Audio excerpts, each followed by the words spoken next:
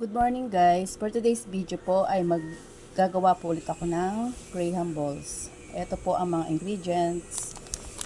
Mallows, regular size po. Tapos po ay Graham, crushed Graham.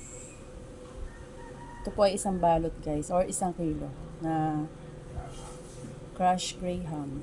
Siyempre po, gagamit po tayo ng Dorine. Yan. Dorine condensed creamer.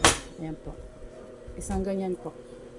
1 kilo din po yan. Tapos, yung mga toppings po niya is, pwede po tayong gumamit ng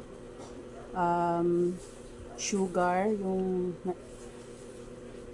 na pino. Tapos po, ito pong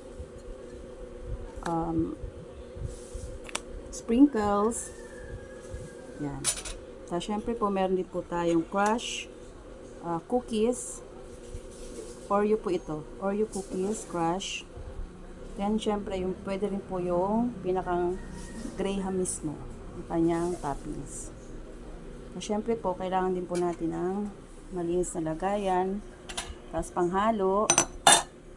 So, syempre po, yung foam. Yan. Tapos, syempre po, gamit tayo ng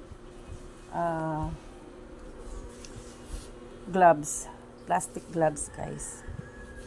Ito po pala guys ang ginagamit kong disposable hand guard. Ayan, plastic gloves po yan guys, para po malinis ang ating gawang Graham balls. Ayan guys, mag-umpisa na po akong gumawa ng Graham balls. Salamat po sa panonood.